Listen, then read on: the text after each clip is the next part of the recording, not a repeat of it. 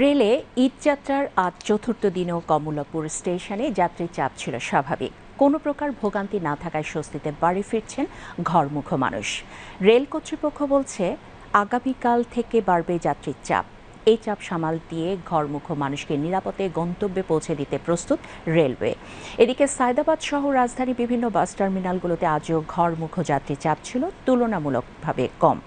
আবুল কালাম আজাদের ক্যামেরায় রিপোর্ট আরেফিন মাসুদের। রেলপথে নারীর টানে বাড়ির পানে ছুটছে মানুষ। মঙ্গলবার ভোর ৬টা ৩০ ধূমকেতু এক্সপ্রেসের মাধ্যমে শুরু হয় রেলের চতুর্থ দিনের ঈদযাত্রা। ঘরে অপেক্ষায় প্রিয়জন, যাত্রীদের চোখে মুখে তাই স্বজনদের সান্নিধ্য পাওয়ার অধীর অপেক্ষা।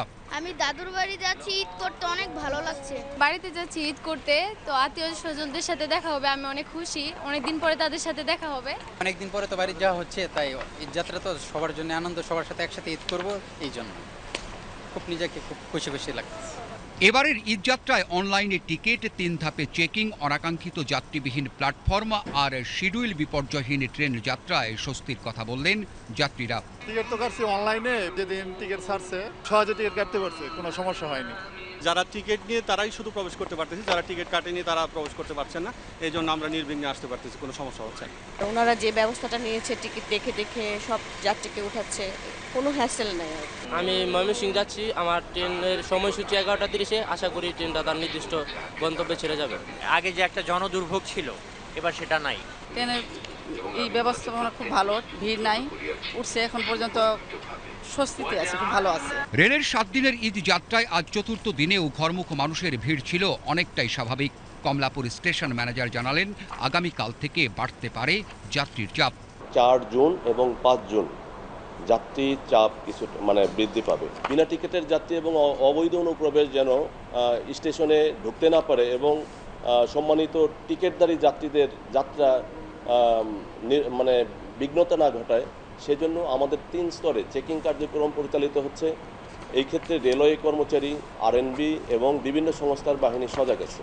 কমলাপুর স্টেশন ম্যানেজার জানান, ঈদের ট্রেনের ইঞ্জিন ও ছাদে ভ্রমণ ঠেকাতে এবার কঠোর রেলওয়ে। কমলাপুর ছাড়াও এয়ারপোর্ট ও জয়দেবপুর স্টেশন সহ বিভিন্ন জংশনগুলোতে কাজ করছে বিশেষ টিম। বিশেষ টিম যেটা কাজ করবে ছাদে, তাদের কাজ থাকবে ছাদে ভ্রমণ বিরত রাখা। তারা প্রত্যেকটা ট্রেন যে ট্রেনটা স্টেশন থেকে ছেড়ে যাবে, বড় বড় জংশন স্টেশন এবং কমলাপুর তো বটেই, এছাড়াও বড় বড় স্টেশনগুলোতে এই বিশেষ টিম কাজ করবে। পূর্ব থেকেই তারা প্রস্তুত থাকবে যেন কোনো যাত্রী ছাদে উঠতে না পারে। এদিকে রাজধানীর সায়দাবাদ সহ বিভিন্ন বাস টার্মিনালগুলোতে আজও ঘরমুখ যাত্রীর চাপ ছিল কম। নির্ধারিত ভাড়া আর ভোগান্তিহীন যাত্রায় তাদের কণ্ঠেও ছিল স্বস্তির সুর। বাবা মা ভাই বোন সবাইকে, আত্মীয় স্বজন সবাইকে নিয়ে ঈদ করবো, একটা আনন্দ অনুভব করতেছে আর কি। ঈদ উপলক্ষে বাড়িতে নিয়ে ঈদ করবো, সবার নিয়ে আনন্দ ফুর্তি করবো। অনেকদিন পর ছুটি পেয়েছি, স্কুল কলেজ, তাই এর জন্য যাবো। ঈদের আনন্দে সবাই আমরা যাবো, মা বাবা ভাই বোন সবার সাথে ঈদ করব। ঈদে বাড়ি যাচ্ছি, বাবা মার সাথে ঈদ করব, ভাই বোন আত্মীয় স্বজন দেখা হবে, কুরবানি দেব। ঈদ উপলক্ষে আমাদের এখানে প্রচুর পরিমাণ গাড়ি আছে, কিন্তু যাত্রী আমাদের খুব কম। এখন ওরকম ধরনের বাজারটা লাগে নাই, যাত্রী খুব কম আছে। ঈদের কোনো চাপ এখনো দেখা যায় নাই। সার্বিক নিরাপত্তায় বাস টার্মিনালগুলোতে আইন শৃঙ্খলা রক্ষাকারী বাহিনীর সদস্যরা রয়েছেন তৎপর।